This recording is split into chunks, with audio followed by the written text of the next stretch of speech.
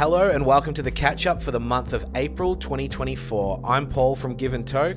And I'm Christina from AusCannaReviews. And we come together each month to explore what's happening in cannabis in Australia and around the world. Now you can get in touch with us by emailing giveandtoke@gmail.com or AusCannaReviews@gmail.com. And you can also follow the links in the show notes to find out more about the work we do when we're not doing this show. Christina, lovely to see you. What's new for you at the moment? I'm so excited. Buds and Bowls. It's like 2 days away now. Hell yeah. Excitement's in the air. Yep, I'm super excited about that. Tickets have been selling well, and it's going to be it's a must-attend event for anyone in Queensland or New South Wales, or little old me down here in Victoria won't be coming up. But God, it's going to be a hell of a lot of fun for you guys. Yep, I'm super excited about it. For the listeners, just so you guys know, think education and advocacy, think live music, and of course, a lawn bowls tournament. Hell yeah, the most fun you can have on the green, which I saw was the catch line. I like that a lot. I like it too. We're fighting for the right to roll. Hell yeah, well that'll be a hell of a good time for you guys. I'm looking forward to seeing all the photos, hearing how it goes, and yeah, anyone up in Queensland needs to get to that event, absolutely. Yes, for sure. And Paul, what's new and exciting with you? It's been a really busy month. I'm very excited. My wife and I are going to be launching some very exciting Give and Toke products in the next couple of months. So we have finalized our designs. Everything has been manufactured. It's on a boat at the moment, on its way to us. So some very cool medical cannabis accessories will be coming your way courtesy of Give and Toke in the coming months. So I'm really excited to work on that. These are things that I use, that I swear by, and that's the only kind of thing I would ever sell. So a little bit of an ad for myself, but yeah, watch this space. Give and Toke accessories coming soon. I'm excited for that. Very excited for that. So we're going to kick off with current affairs this month, and we're going to do it a little bit differently. Christina, I'm going to share some headlines with you, and we're going to comment on each story. Now, each story might also be accompanied by what we call the WTF scale. So how does this work? Well, if it's no big deal, your reaction might just be, what? If it's maybe a little spicier, you might go with a what the. And if it's extreme and it really pisses you off, it might be a full what the F if it really grinds your gears. So let's get started. The first story we're going to comment on is, courtesy of ABC Central Victoria, imported medicinal cannabis sold without testing for Australian standards, industry warns. So basically, patients and industry folks are concerned that imported cannabis is not held to the same standards as Australian cannabis, making it cheaper and easier to import than grow here, and also potentially put patients' health at risk. So what's your reaction to this one? I really want to be like, what the F? I really do. But the truth is, it's more of a, right? In the sense that you hear me say over and over and over and over, grown here, not flown here, and that Aussie ground would be better than anything that we're importing and all of that jazz. So it is we'll drop it in the show notes. It is a really interesting read because some of the people that they're talking to, they go into quotes about, how they're not subsidized and other farmers in other countries are and all this other stuff. Like I said, I want to be what the fuck, but it really is kind of more of a meh.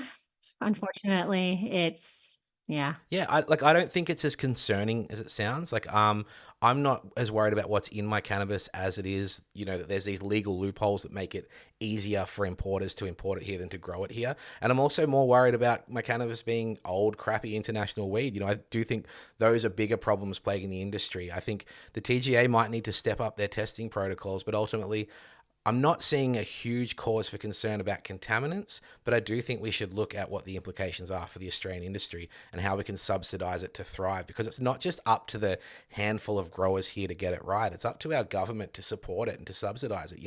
Red meat is the price it is because it's subsidized. So we should be looking at being a leader in cannabis, as we've discussed many times before. Yep, absolutely. Absolutely. So our next headline is, epilepsy patient Carly Peake calls for exemptions for medicinal cannabis vapes in smoke-free areas. So coming from ABC Radio Brisbane, basically medical cannabis patients can't consume medical cannabis from a vape cartridge at TAFE because of a blanket ban on smoking and vaping. So what's your reaction to this one? This one is a little bit more of a what the fuck. I mean, this is, again, the girl in the article talks about how, she's got this very small window to medicate so she doesn't have an attack.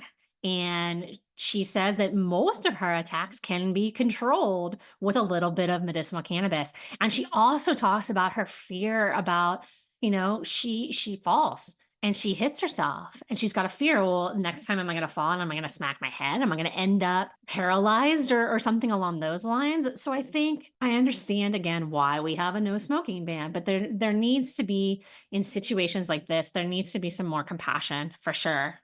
Next article coming from The Independent in the UK. This one is called, "Like Germany, the UK should legalise weed, but I wish we would criminalise boring stoners." So the summary of this one is basically, weed is bad and makes people boring. What was your reaction to this one? When I read it, I was like, what the fuck? This dude had a totally like loser life in the 90s and early 2000s. I was like, what? Like, some of the best stories I have start with, I was really, really fucking high this one time and I did. And so when he just like, my life was boring, I did nothing, I was not adventurous, I this, I that, I blah, blah, blah, blah. Look, what the fuck? Get out more.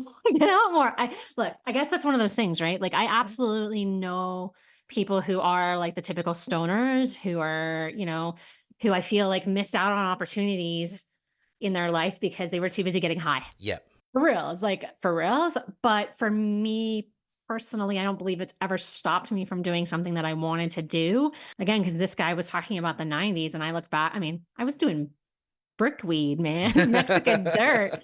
And I've got some great stupid stories of things that I did and adventures that I went on. And like I said, I don't think it ever, or maybe I'm just not a boring person to begin with. Well, I want to put it out there that Oliver Keynes, the writer of this story, hates fun and has no friends.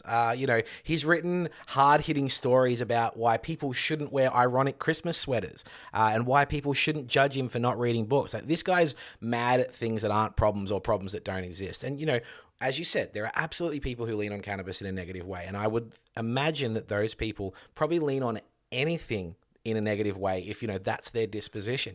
Cannabis is a really easy way to do nothing. But if you're the kind of person who does nothing anyway, well, then it's just an added crutch to that. So I find it hard to believe when I know so many exceptional people who use cannabis in a healthy way that this is the only way, that we're all just boring losers on the couch. And chances are he probably only knows those people because they're the only ones willing to tell him about it because they know that he's the fun police. Touche. So yeah, what the fuck, Oliver Keynes? Get some friends, man. Next article. Adelaide driver disputes loss of license following official drug test proving he was not under the influence. So this one's coming from ABC Adelaide.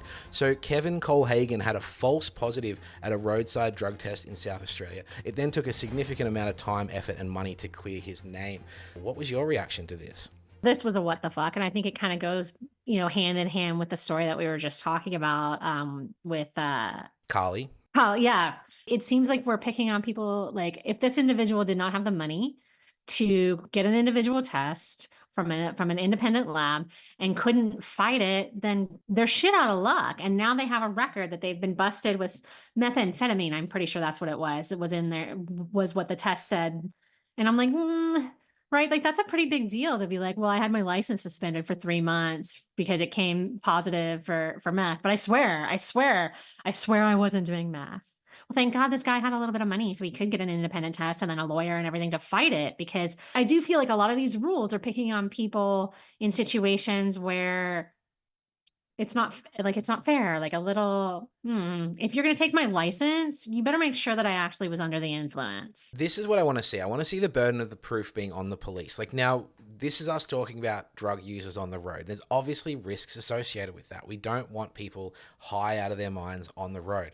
However, we can't just have these blanket rules that affect everybody because of a few naughty kids. And this does seem to be a very Australian approach to law enforcement, where it's like, a couple of kids are naughty, keep the whole class back. That's what we're doing to everyone. In South Australia, really leading the way in shit policing when it comes to this stuff. So people shouldn't have to run around and do tests on their own dime to prove their innocence. And unfortunately, the way these laws are written across the country, with the exception of Tasmania, and that's just by accident, by the way. Tasmania were not leading the way on this. They just forgot to criminalise medical cannabis driving. But it's just such a shame to constantly see people have to go over and above to get out of these archaic rules and to get away from the punishment. And as you said, it only really came down to having the ability and the money.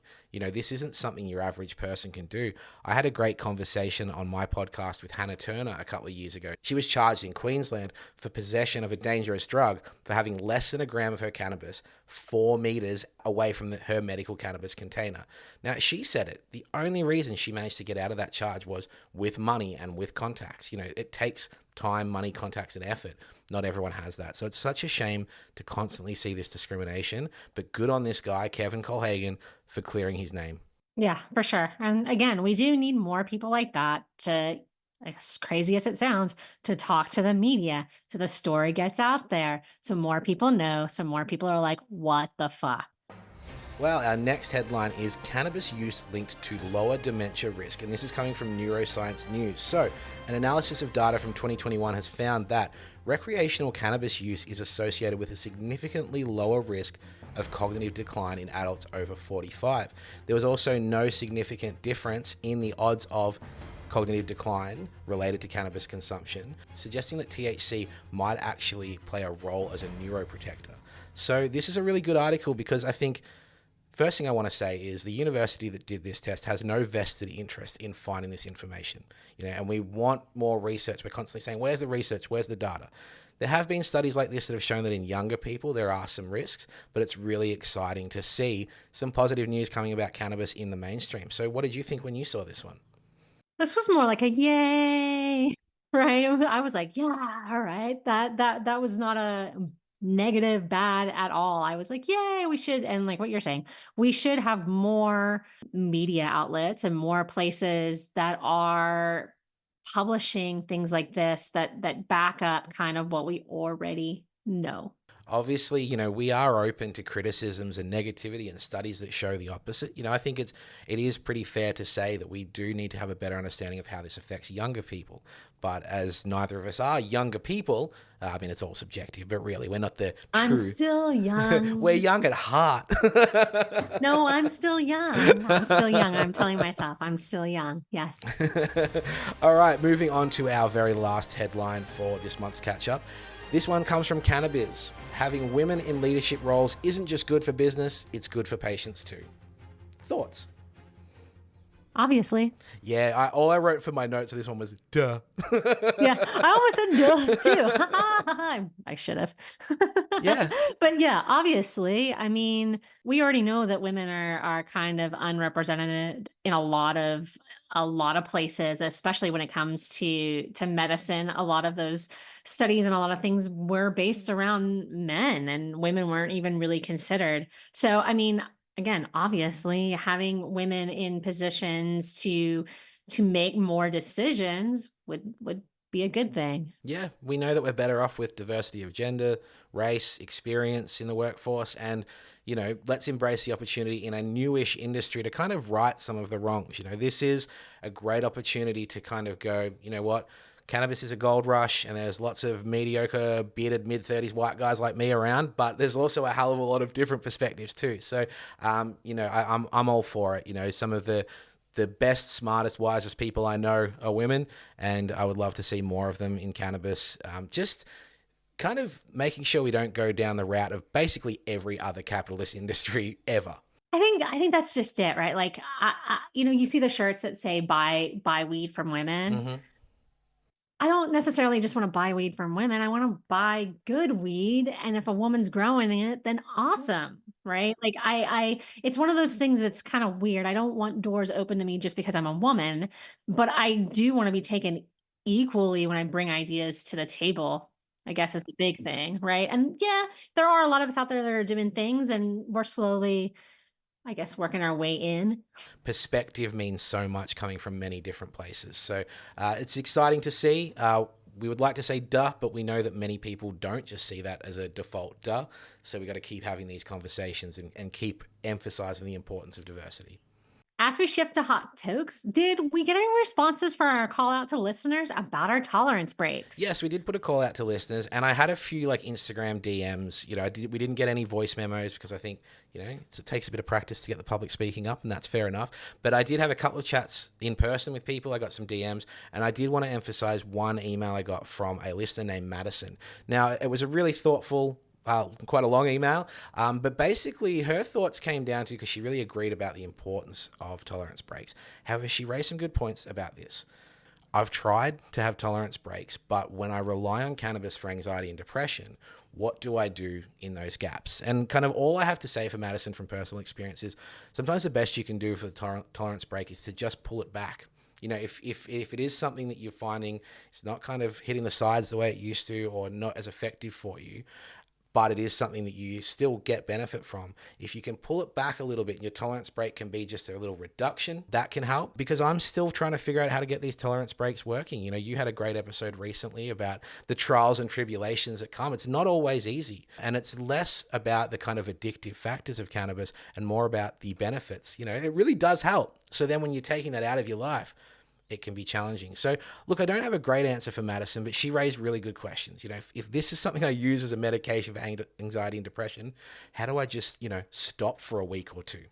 No, I agree. And there's not a lot of things that you would just quit cold turkey when it comes to various different medications that you take for various different needs. So I'm with her 100%. There's not a lot of things out there that you would just quit like that. And I guess I talked about it in my tolerance break episode. For somebody who is using it for, again, chronic pain, or like what Madison was saying, her anxiety and depression, just dial back the THC a bit.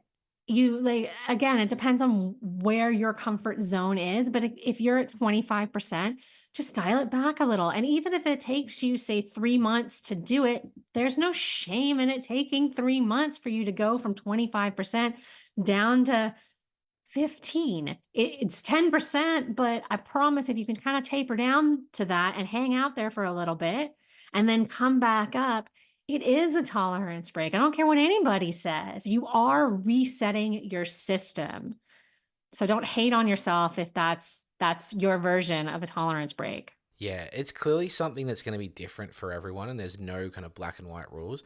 But yeah, I'll certainly acknowledge that it can be really tricky to do. You know, we often talk about, cannabis isn't addictive and things like that, but the routine or the habit can be. It can be habit forming rather than addictive. It starts being like, I had a shitty day, so that's the first thing I'm going to do. But, I've realized lately I've pulled right back at the gym. That's a way better thing to do first after a shitty day. I might still have cannabis afterwards, but the combo of the two of them is far more effective than just going to my shed and consuming cannabis and thinking about how shit the day was. Yeah, I think I know for me personally, a lot of that grumpiness comes from being out of routine, right? You have a routine, and this is, kind of how I don't really, that's how you function, but like you have your habits and your routine. And like, that's how I know that when I'm out of routine and something's even just slightly out of routine, it kind of throws my morning off, which if I'm not on it and I'm not conscious of this potentially throwing my morning off, my whole day can very quickly go to shit, right? Because I'm out of routine. I'm just off center, if you will. So, if you're like, I'm somebody that I get up, I make my morning coffee, I have I guess I wake and bake, if you will, right? And I do notice that when even if I just miss my coffee, like my little window that I like to have my coffee in, I do like, I'm now moving later in the day. I'm not quite, just little things will add to that level of irritation. Yeah, shout out to anyone who's giving a tolerance break a crack. I'd like to give a little shout out to my friend Whitey, who is a month into a tolerance break right now, just went cold turkey. And one of the things he mentioned was he's actually sleeping better. And this is one of the true paradoxes of cannabis, I do find personally, is that it can be such an incredible sleep aid, but you can also cross this threshold where it's the only thing that will allow you to sleep. And, you wake up at 3 a.m. and you're like, oh, then it's 4 a.m., then it's 5 a.m. and you're like, oh, I'll just have a joint. Nah, you've got to wait it out. You've got to, pull back a little bit. And I give mad respect to him for kind of having that month off and realizing, hey, I'm actually sleeping better without cannabis because I'm not leaning on it. So those first few days were tough to transition, but after that, better night's sleep. So shout out, Whitey. Shout out, buddy. Good job.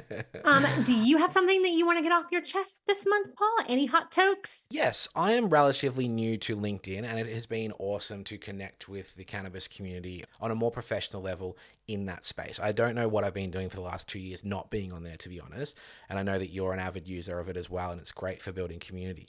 I do want to say very politely and very gently, though, that in cannabis, there is absolutely no place for gatekeeping. And I see so much wonderful discourse on LinkedIn and on Reddit and on Instagram, things like that. And broader than just LinkedIn is we know so little about cannabis. The best thing that I've seen over the last 5 years of my, passionate pursuit in this space is the more I learn, the less I know. That's a good lesson for life, but I think it's really important in cannabis because we are dealing with some cowboys. There's lots of research, but there's also lots of gaps in the research. There's so much we don't know. And all I want to see is that people understand that humility and vulnerability in this space are super important.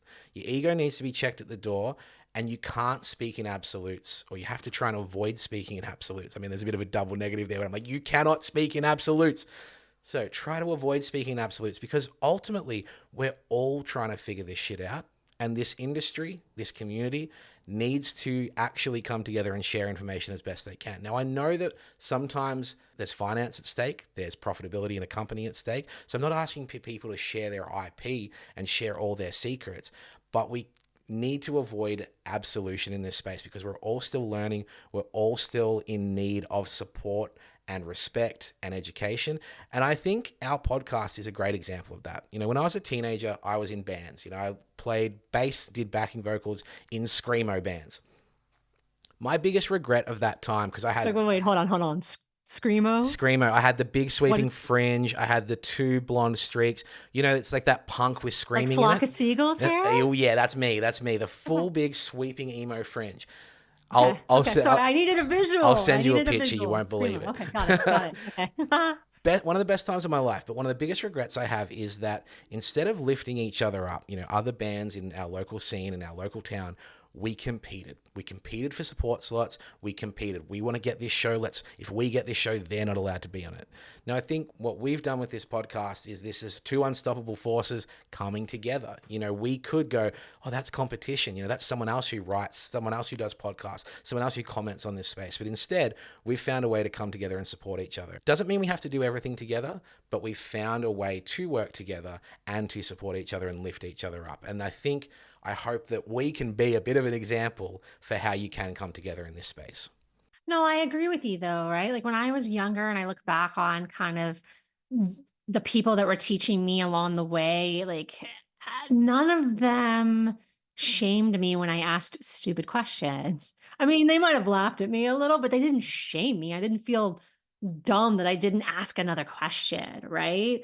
And I do feel like every now and then you get into situations where yeah, it's very one-sided, like, whoever you're talking to, it's their opinion and only their opinion kind of thing, and you're like, "It's different for everybody, but okay, fair enough." And again, I don't expect us to all get along, but we can definitely respect each other and at least be cordial about things, right? And I think, talking about what you were saying there being in a band, I think some of that is coming from the creative space, right? Being a photographer back in Canada, that's a very creative space. And there was a lot of undercutting, where I was in northern Alberta at the time and in northern British Columbia. And it took a while until I had a group of like-minded creatives that we like what you're saying, Paul, is that we came together, we decided, okay, we're not going to undercut each other. We're all roughly the same price. I mean, obviously there's a sliding scale there based off of skill and whatnot, but it was a conscious decision to build each other up and to not let other creatives tear us down and really put our best foot forward that it is fun. It is a good community. It's great to be a creative. So I do think on some level, cannabis is like being creative, right? Because your plant is your creation, if you will. You've poured your heart and your soul into it. So I do understand why you don't want to necessarily give some of that away, but I do think there needs to be a little bit more free flowing of ideas and information. Yeah, and I just think I think it comes down to this. If you see someone doing the wrong thing or there's a better approach to something, help them see the light rather than criticize them for it. I think that's good advice for a lot of life, but I just see it a lot not a lot. I see it too much in the cannabis space, more than I think we should, because there's these abstract phrases like cannabis community and stuff like that. We actually have to build that. We actually have to make that. We actually have to preserve that. It's not just a default. It's not just a given. We have to foster that all together. So, and I think as I give that advice, I'm also giving it to myself. Most advice is that we give to people is to ourselves. So it's a little reminder for me too. So my hot toke, less gatekeeping in cannabis, please. So on that note, do you have a hot toke of your own this month? I do. On the same topic, gatekeeping. I'm going to bitch about Reddit for just one little... We would never do that. It's such a wholesome place. Oh, just one little second. just one second here. We're talking about building community, and we're talking about having safe places so we can have discussions and coming out of the dark, if you will. I'm really fucking pissed off at the Reddit community. And more importantly, the mods of the fucking Reddit community. Yeah, I am calling you guys out.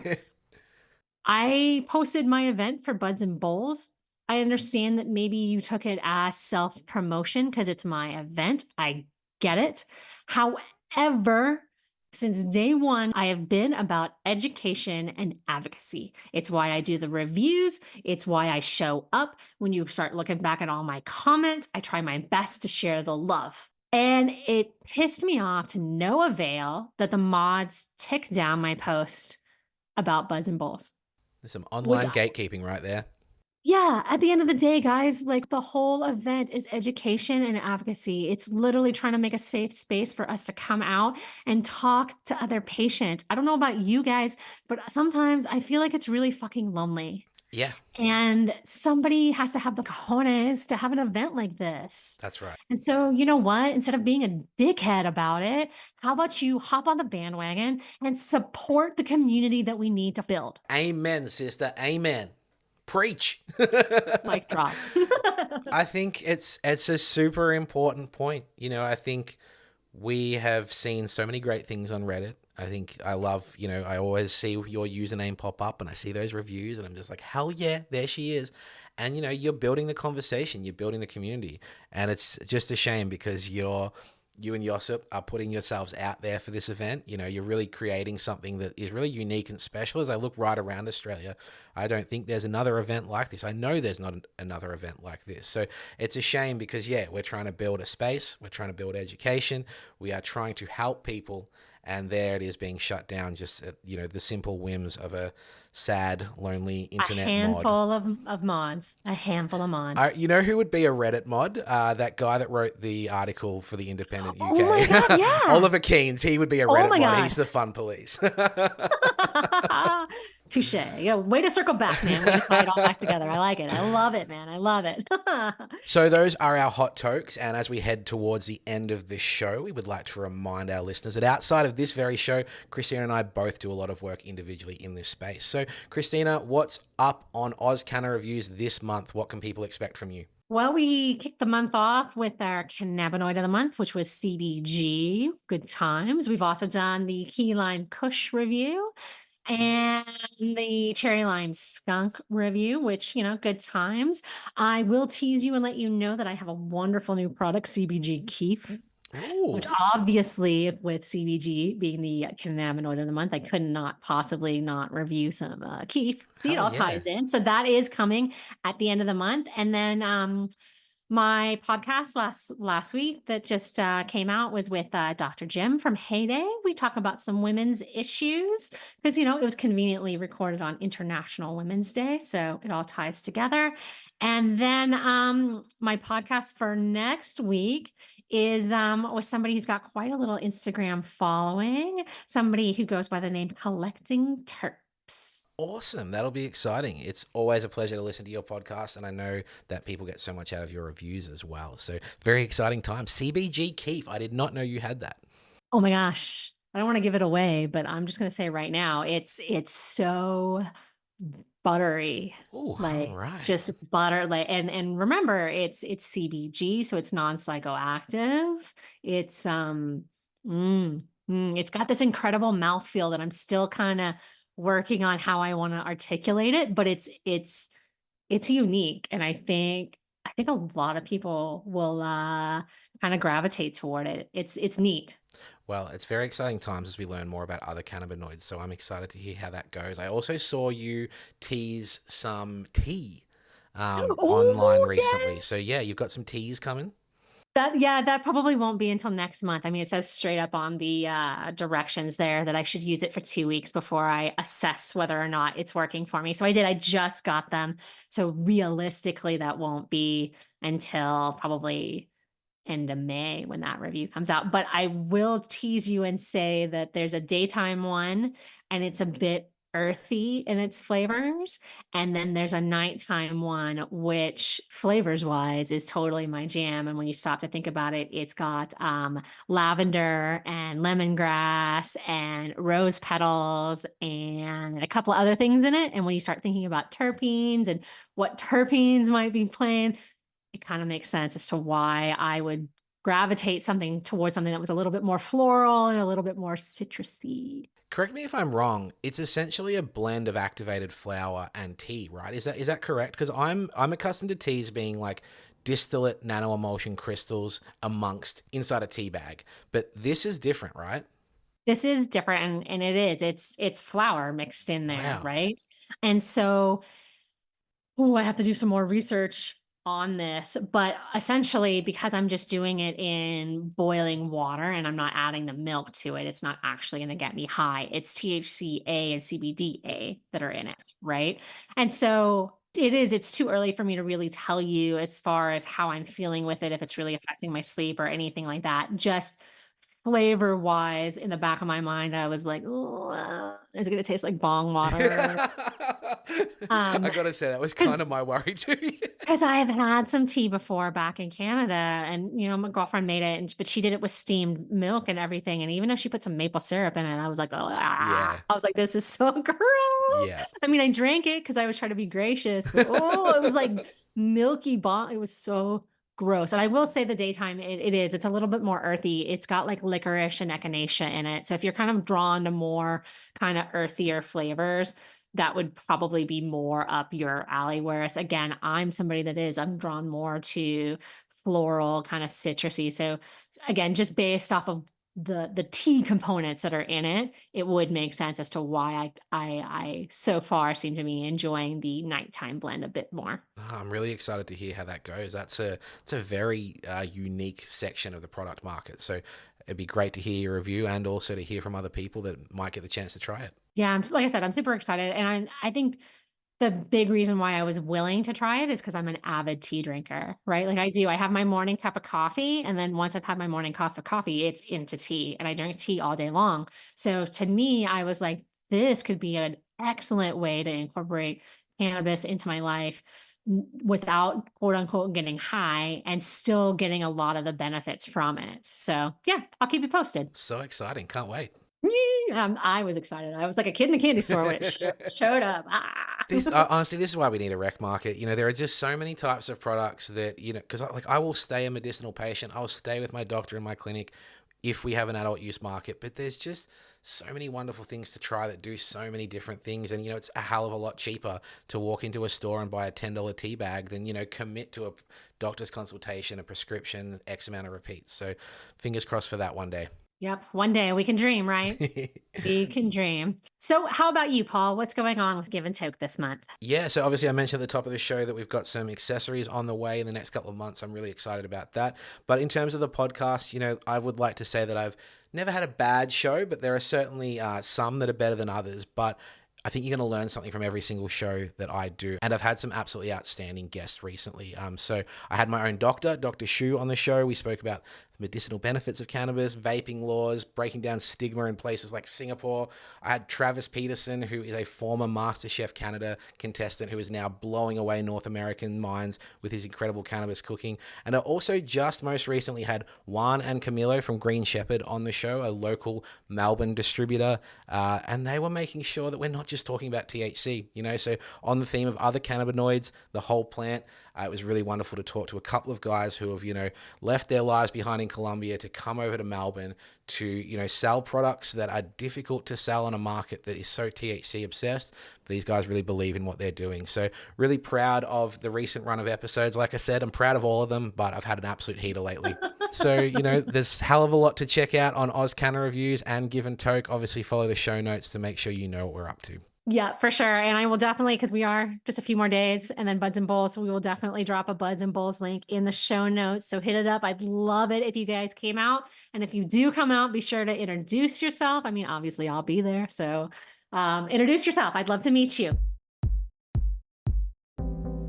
So that's it for this episode. You can find me at AusCannaReviews on Instagram, on Substack, and on X. And you can also get in touch with me at Give and Toke on Instagram. As we said at the top of the show, giveandtoke@gmail.com. But it is always a pleasure to hear from people. Send us contributions, send us things you want us to talk about on the show. Tell us things you don't want us to talk about on the show, but you can absolutely get in touch with us and let us know what you think. And as always, if you like what you hear, be sure to subscribe, give us a 5-star ratings and review, or even tell a friend and share the show. I'm Christina. And I'm Paul. Thanks for listening.